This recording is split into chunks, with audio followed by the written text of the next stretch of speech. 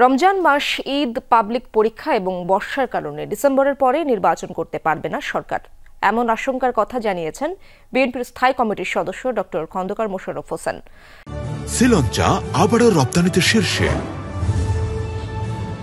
তিনি বলেছেন, ডিসেম্বরের মধ্যে নির্বাচন হলে সম্মানের সঙ্গে অন্তর্বর্তী সরকার বিদায় নিতে পারবে।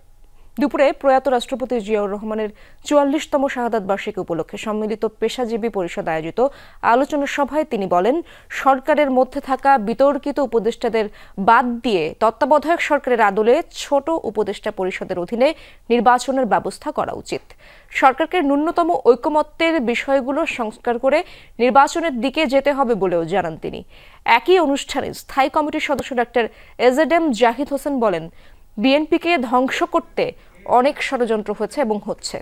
তিনি আরো বলেন, ডিসেম্বরে নির্বাচনের ব্যত্যয় ঘটলে জাতি আশাহত হবে।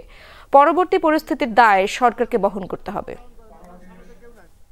আপনারা যে বলছেন জুন মাসের মধ্যে ইলেকশন দিবেন, আমরা এক হলো যত বিলম্ব হবে, আমরা মনে করি এদেশে যারা পতিত স্বৈরাচারী সরকার দেশে বিদেশে পালিয়ে আছে তারা নানা ষড়যন্ত্র করবে। আপনারা ইতিহাস পড়ুন, ইতিহাস থেকে শিখুন এবং বিএনপির সাথে প্রতিযোগিতা থাকা ভালো, প্রতিহিংসা করবেন না।